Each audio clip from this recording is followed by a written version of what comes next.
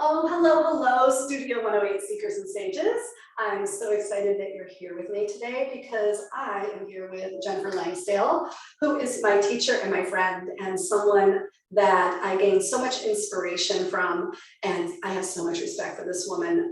I can't even tell you how much respect I have for her. So I'm out of my skin excited to talk to her, and I'm really glad that you are here to bear witness. I get really uncomfortable when I get compliments, so I don't know how I'm supposed to be reacting to that. But the love is mutual. Well, any little pink in the cheeks is just beautiful. So I'm glad we're here together. So Jenn, Jennifer is a aromatherapist and yoga therapist, and her tag name is the Wild Nurturer, which should tell you a little bit about her. And if you know me, you might just be nodding like, yes, that would be the kind of person that Tracy's friends with, because she's got like a very deep appreciation for the raw natural elements that are here on this planet and how she lives through that. And she is probably one of the most compassionate, loving people that you would ever, well, she'll tell you the way it is, but there's so much compassion around everything that she does. So the Wild Nurturer really suits her.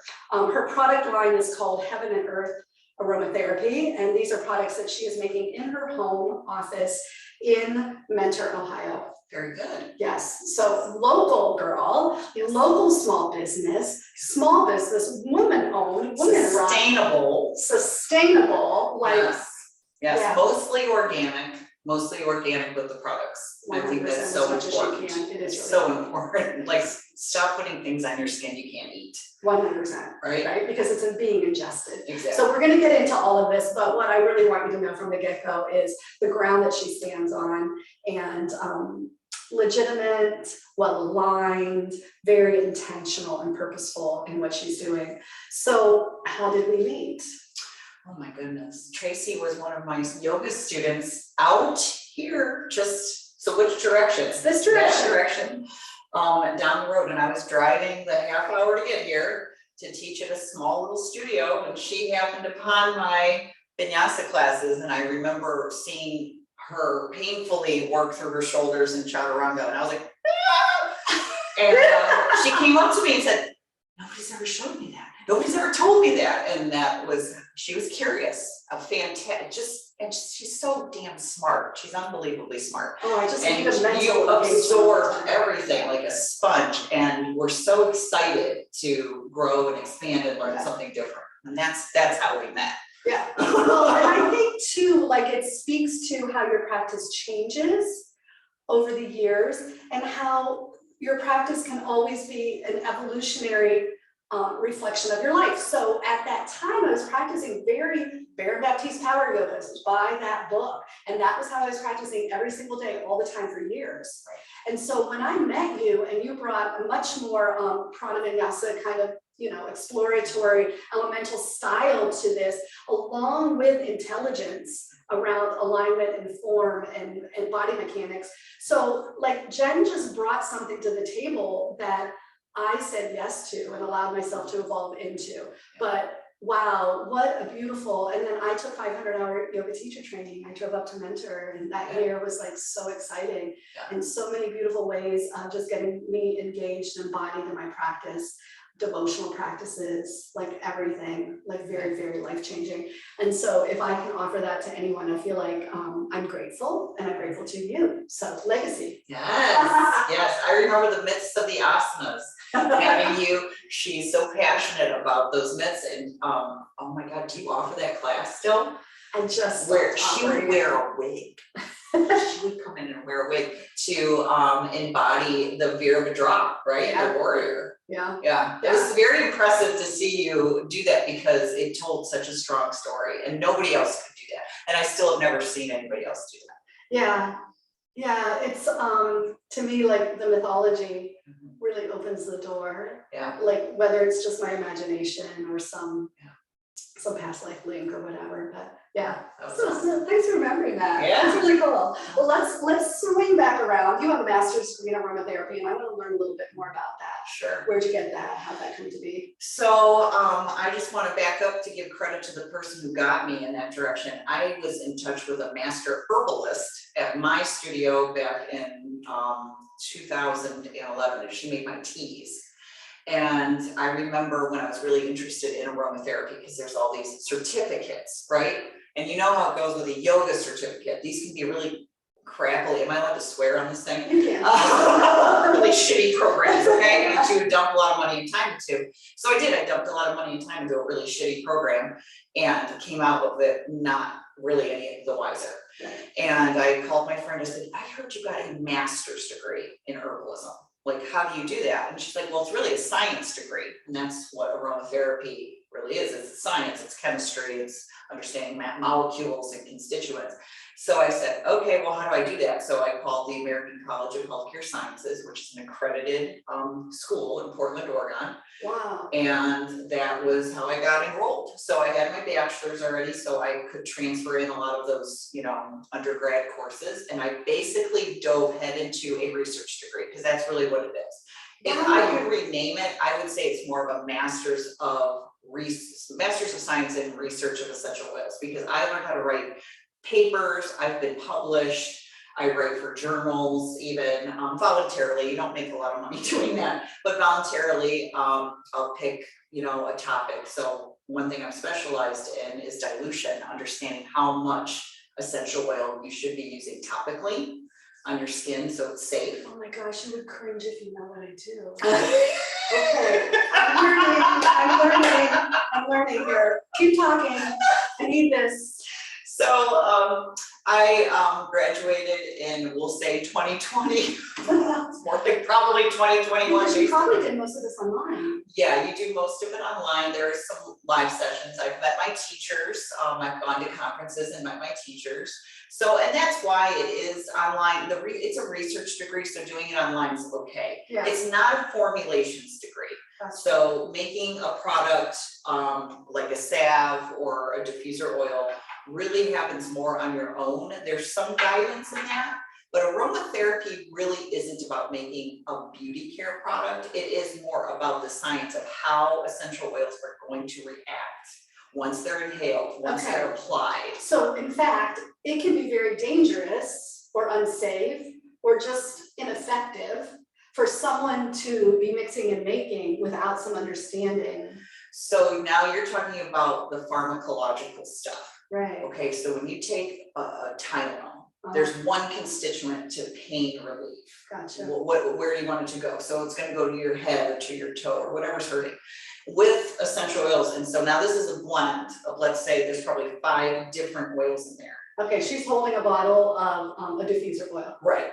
This little blend here has like, we're going to say hundreds on the safe side of constituents, could be thousands. Okay. So we don't have the research or the money to research when you put this into your body. Let's say you tried it orally, because a lot of people, they preach this whole oral digestive thing. You really shouldn't be doing that, because you have no idea how it's really reacting in the body. And not to mention, essential oils are probably more effective being inhaled. It's an instant thing. As soon as you get that molecule right up here, take a breath, there's an effect. It gets into your bloodstream and it's gonna stay in your bloodstream for a few hours and you're gonna pee it out, okay?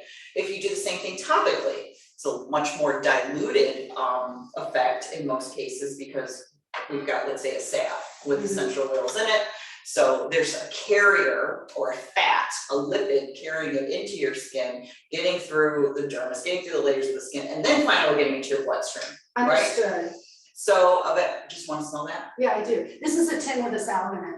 Oh, this is the healing one. I have this on my coffee. coffee. Guy healer. I have this on my coffee table, Yeah, because it's at like night, yeah, I can put it on my cuticles at night in my little scratches from the cold weather. Such Okay, I want to ask you a question because this is so exciting to me. They say that on the bottom of your feet? No. No, that's I don't not know true. who started this. Oh. So this is funny, Tracy, this is so funny. I asked this question to my teacher. So when I was in school, I went to Barnes and Noble and I bought this lovely encyclopedia of aromatherapy. Now, I know now with a research degree that I'm never gonna probably buy an over-the-counter book about aromatherapy, unless A, I write it or someone I know, but this is not the kind of books that I read, okay? I read the really expensive ones that you got like at the bookstore at school, and that you can't sell back for more than a couple of cents, right? Yes. But they're amazing books. And this book was written by a very well-known author. And again, she's talking about applying, so neat is the word for undiluted. Okay, so neat to the skin would be, I'm gonna take this pure blend and drop it onto my skin. And they're saying, put it on the soles of your feet. I don't know what it's supposed to happen, what you read was supposed to, but it's gonna help you sleep. It's gonna do this, it's gonna do that. It's supposed to absorb faster through the flats of the Where is the thickest dermal layer of skin in the body? Yeah, the calluses on your feet. On your feet. Right, I know, that's why I asked you. So what did did your Would teacher? it be true? I know, I asked her, I said, what is this story about applying undiluted essential oils to the soles of the feet? Is this supposed to be effective? Who started this? And she said, no, it's not effective, and no, I have no idea who, like, where this rumor started. I'm gonna take a risk, and I'm gonna ask another question at the risk of, you know, the whole thing. Like, how about the back of the neck? Why would you apply it undiluted? So do you ever do oil and vinegar? Yeah. They don't mix, Right. right? This is not gonna mix onto your skin. It's not going to effectively transport into your skin. The reason why we call it a base oil or a fatty oil, we call it a carrier oil because it carries it. Okay, so you're the saying basically 100% of the time you need a carrier oil. Yes, unless we're talking about, let's say you had a bite or sting and you're looking for that very quick first aid, like one drop applied to that area is enough. In some cases, you could use topically a couple of drops undiluted for, again, a certain skin treatment. Right. But it's just not recommended. And it doesn't matter what portion of the body, it doesn't absorb better in one place of the body or another. Certain parts of your body do absorb things wonderfully better, but there's so many different carrier oils out there that are made, just like, didn't you ever like buy hand cream and face cream? Like there's just certain things that go better in certain areas of the body. Gotcha. But does the body absorb essential oils better undiluted in certain areas? Well, the skin's thinner, it might get through there faster, but again, a second faster, not like. the question you always ask yourself, and this is the same for yoga, why? Why am I doing this? Yeah. Why do I feel that this is gonna correct my problem? Right? So it's like for every 5 handstands you do, you wanna do 5 back bends. You know, like it's the same thing with essential oils. It's like, well, what is the solution that this is supposed to be creating? What is drinking 5 drops of lemon oil going to correct in my body that one slice of lemon wouldn't have, because 5 drops of lemon oil is like 20 lemons. Why are we putting 20 lemons in our water every time we drink it when we only put 1 slice, which is a heck of a lot cheaper too, 1 slice of lemon? What is it doing to you digestively or nervous system wise that you're feeling you're correcting something? It's not doing you any good. In fact, it's rubbing against the brain. It could cause some issues with the liver. It could cause some issues with the kidneys. It could even cause some digestional issues. It could cause acid reflux. Like, again, we have this whole idea in America that if we do more of it, it's gonna be better. And also, I feel like we don't appreciate in this country the subtlety of these oils. How much plant matter it took to make this. Like, we have to give that because gratitude. More can be too much. Well, yeah. So then the tiny bit could be the therapeutic amount. Well, how many species of plants are endangered now? You know, Right. Rosewood is being poached.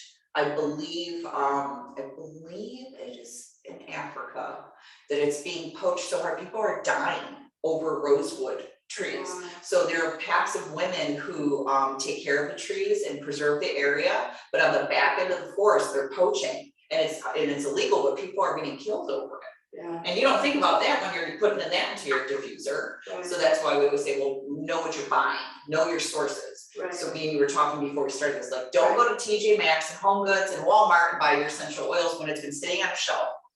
You guys, like, even I was telling Jen how when I'm at the mall, I can't even walk past Bath and Body Works because the chemical aroma, whatever they're using. Well, synthetic. It's synthetic. So we're that's talking what about like man-made products, Right. you know, and but again, your skin is the largest organ of your body. I know we don't think of it that way, but it is an organ. It is the largest organ of your body. And it's meant to be waterproof, right? Which is why when we talked about essential oils not getting through the skin, you need the carrier oil to get through.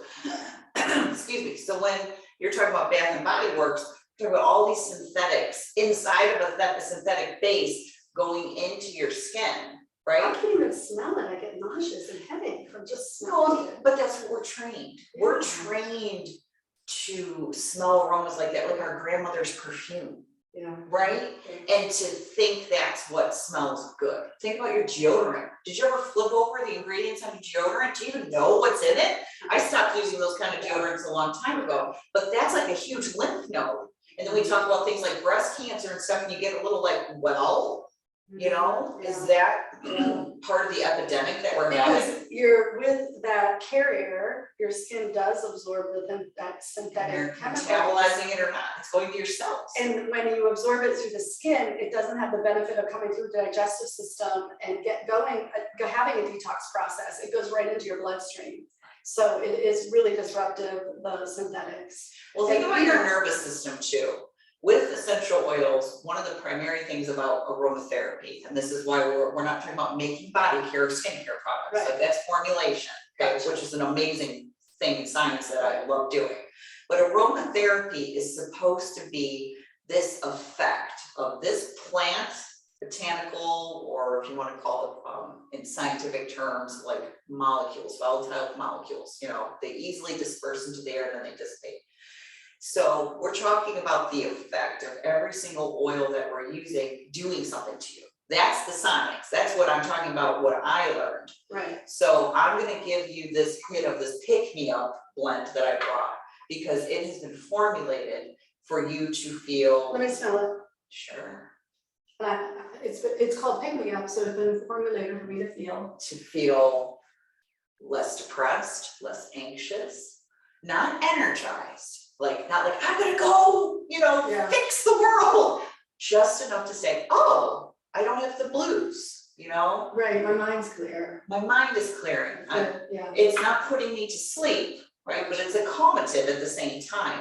And these are things that we research and learn that these plants give us. Yeah, and I love what you're saying because once you get into the nuance of that, you can like regulate rather than always thinking up or down. You know, you don't need to be jacked up or wiped out. There's like ways to regulate and to titrate your nervous system through these states of being that are much more productive and healthful. There you go. Okay, so let's weave together this thought of, because I hear what you're saying, I hear how you're discriminating between the production of product versus the aromatherapy. So she's talking about like not having a pretty smell in your skincare or a nice hand lotion or something like that, but how you therapeutically use oils to create particular states in your nervous system. You have woven that together, Wild Nurturer, with your degree in or your work and your certifications in yoga therapy. So let's take it in that direction. Tell me more about that. Well, the reason why aromatherapy was so appealing to me, because, you know, the yoga, I've been 20 years practicing and teaching and doing my own my own practice, but the psychology behind like walking into a room, let's say we walked into the studio and nothing was going. It's just a beautiful studio, the lighting's perfect, the temperature's perfect, there's no aroma. Okay, you sit down, you feel good. Then you put that diffuser on, or you walk into the entryway and you come in and you're like, are you not transported somewhere else? And then of course there's the adversary, like, oh, what is that smell? It smells like wet dog. You know, like, you know, some people are very averse to certain smells, but the psychology of the experience you can deliver to somebody through one little molecule of scent, not even a blend, just pick a plant and give it to them and see this effect that they don't even know that they're having. So let's say we take lavender, everybody loves lavender. Well, let's say you don't like lavender, but no matter what, your nervous system is still reacting to the lavender, whether you like it or not. Now, will it increase your anxiety a little bit if you don't like lavender and you have to smell it all class wrong? Yeah, but there's still gonna be a calmative action somewhere happening in your body. Mhm. So there's science, but there's psychology too. Mhm. It's quite a diverse, amazing thing. Making a blend, it takes a lot of time. And who's gonna pick up and use that blend? Or how do I see them using the blend? What's gonna be the most effective? Should they apply it to their skin? Should they have a bathing ritual with it? Should they walk into a hallway and have an experience with it? There's so many layers, and that is yoga as well, right? Mhm. There's so many layers to why am I designing the sequence? We're talking about the full moon, right? Mhm. We're gonna have a full moon here tomorrow. I'm teaching tonight, you're teaching this weekend, full moon, spring equinox. Yeah. We piggyback off of that energy because we are aware of it. We know it's doing something to us, it's doing something to our students, it's doing something to the world. So aromatherapy became this extra freaking cool layer 100%. of how I want to deliver an experience of health, wellness, holistic healthcare, you name it. But And I mean, at you every level. have had a therapeutic lens to your work since the day I met you. Yes. And so we have to really appreciate, you know, those of us who came to yoga through fitness, raising my hand here, have to appreciate that the spectrum is very broad. And so there's yoga as a workout, and you know, you can have a certain practice that seems to be just in the physical, right? And then there's yoga as a workout in psychology. And there's yoga that's workout, psychology, and spirituality. And you know, that's one of the things that I feel like I like to include in the experiences I give people. But when you say yoga, psychology, spirituality, therapeutics, we're talking about a whole different range. Then we're talking about like helping people heal physical injuries, mental challenges, perhaps even spiritual dark Think about it though. things. You might have gone to yoga for fitness, but that's a form of therapy. Absolutely. Right. And most people will say that, well, my yoga is my therapy. Sure. There's a mental release, a physical release, a hormonal release, whatever, even if you're aware of it or not. Yes. There's a therapeutic response. And the fact that when the Yoga Alliance 7 years ago took away that word out of the power of yoga teachers to say they're doing anything therapeutic was astonishing to me. I'm like, it's all therapeutic. Yeah. Whether you're well versed in anatomy and physiology, it doesn't matter. Well, I do think though too that I'd like to highlight the fact that it is therapeutic. Yoga is therapeutic. You can't pull that out. But there are certainly people who aren't aware of that, who aren't conscious of it, who aren't skilled at it. And you are skilled at it. Yes. So like, I really want to shine a light on the fact that you are very skilled at understanding and utilizing the yoga practices for therapeutic means. Right. And for using aroma as a part of your therapeutic toolbox. Right. I think the biggest amount of misuse that's happening, and if you have these babies in your medicine cabinet, the biggest misuse is overuse. Putting it undiluted on the skin, using it on your animals or small children, right? Not understanding the safety and dilution, and then storage. People think these things last forever. They don't.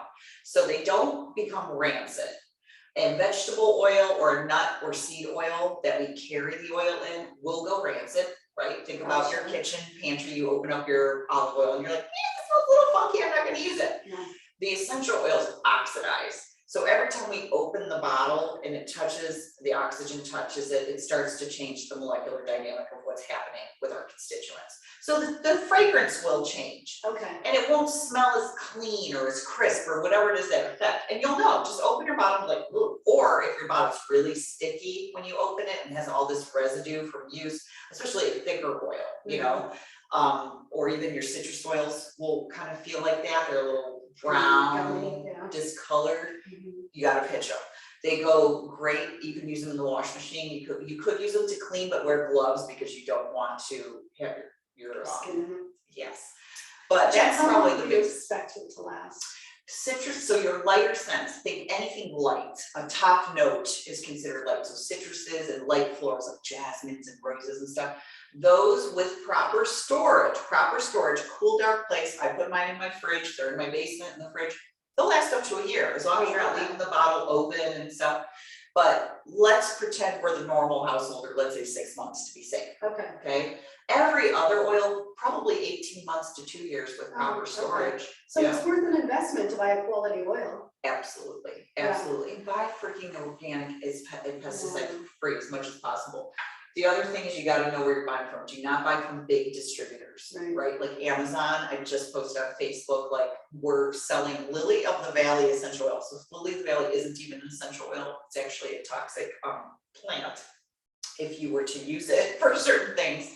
Oh, that's concerning. And they labeled it as a 100% organic essential oil. This is probably a distributor in a foreign country somewhere who gets away with it because these are considered cosmetics. So the FDA is not really involved in anything when it comes to essential oils. So you have to be very careful where we're buying.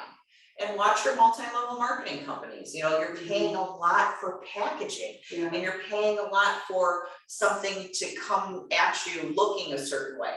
Right. And making a lot of false claims, because essential oils aren't going to cure your cancer, they're not going to cure all these things that people are claiming that they do. When used properly, we can just think of it like yoga. It's going to enhance your well-being.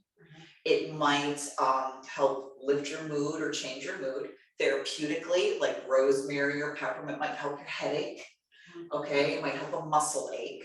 But it's not going to really cure anything if you're not participating in your own healing.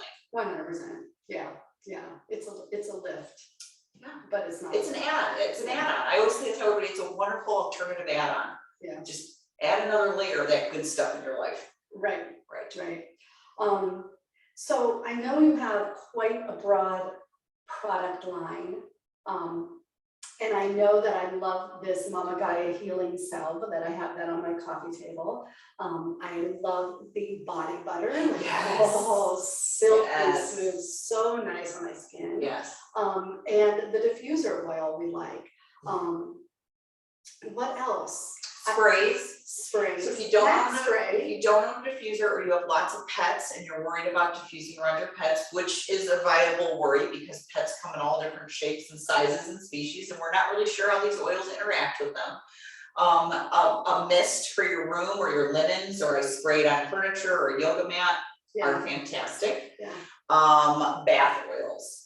I love making and using bath oils because they can be used as body oils too. So if you just like sit at home in one of these chairs like this, and let's say you're naked because you do that regularly, right? And you just massage into your skin and you light a candle and put some good music on. Again, it's a mood booster. Right. 100%. You know, so any of these things can be done that way. Self-love. For sure. Absolutely.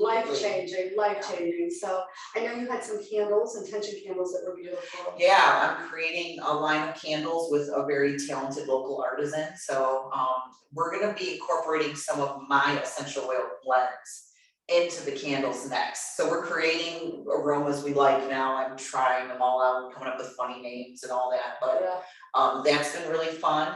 One of my big things now is working on facial serums and cleansers. Beautiful. So I'm studying with a woman in Denmark. She's fantastic.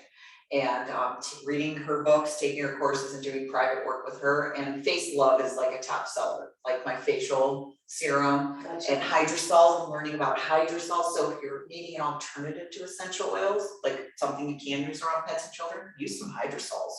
They're fantastic. Rose, lavender, rosemary, white sage. Oh, yeah. You can even gargle them. Really? I gargled some peppermint hydrosol the other day. It was amazing. Fresh breath.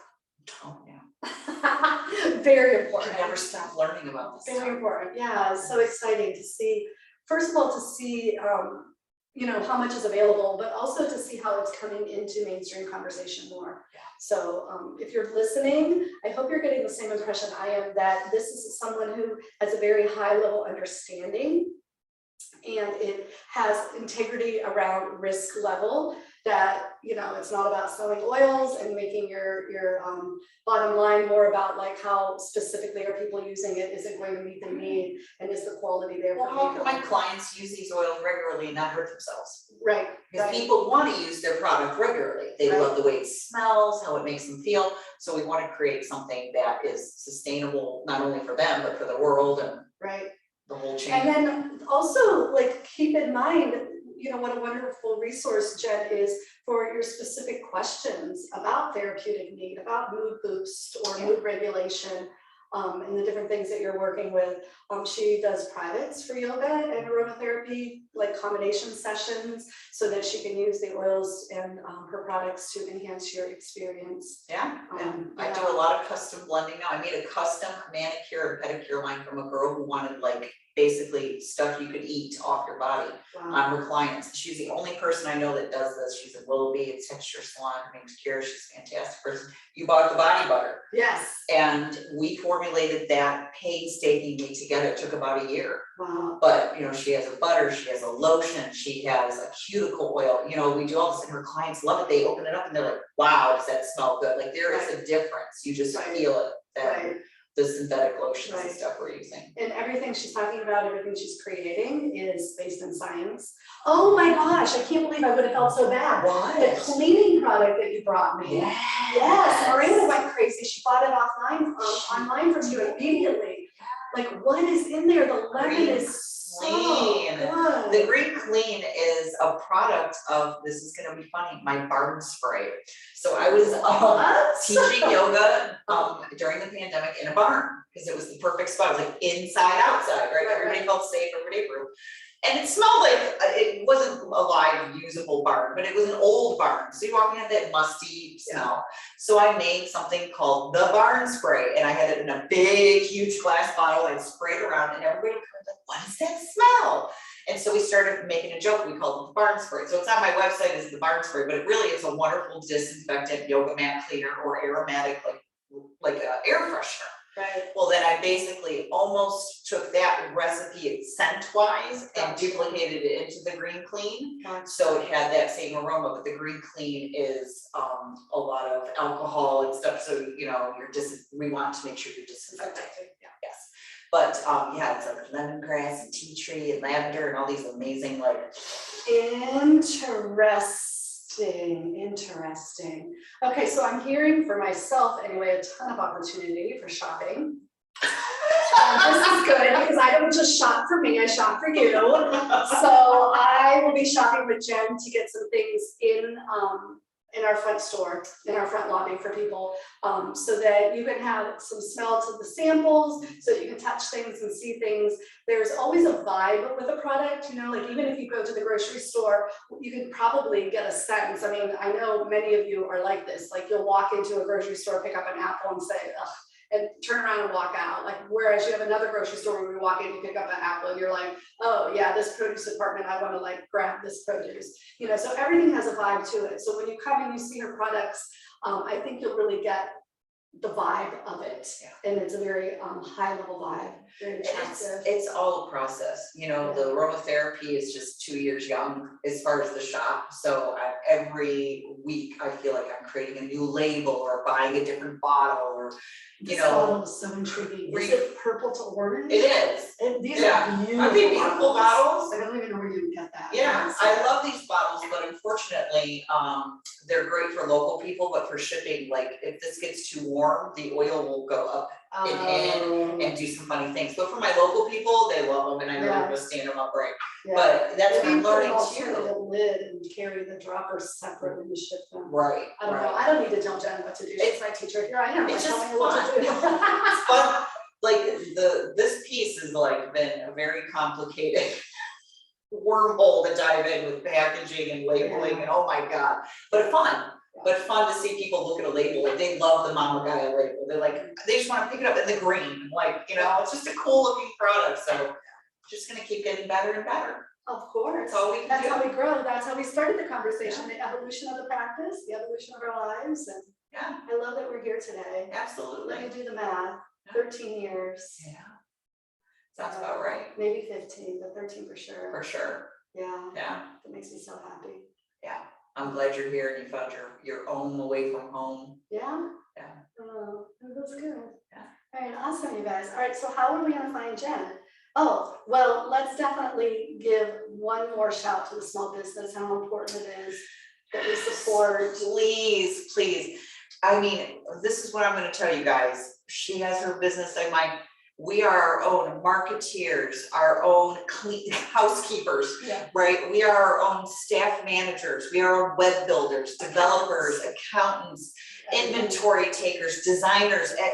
What would we call it when we make a programming, Yeah. education and programming directors. Right. We are everything. We're doing everything. So every time you buy a product from someone like me and Tracy, you are literally keeping a dream alive, but you are also investing in places like this that you want to see in your community. So when you walk into the door of a huge corporation, okay, but just remember what you're supporting. If you could maybe go next door to the small mom and pop and do something, just always thinking about that. And I think what's really inspiring to me about our community here is that when I look around the classroom, we have a lot of small business owners that practice here, right? Because they get it. Because they get it. And like when we have the Valentine's event, and we'll do something for summer solstice again, we have events where everyone can get together and I can bring in other small business owners. And, you know, I think in our world overall, there's an uprising and a way that people are starting to appreciate and connect with each other.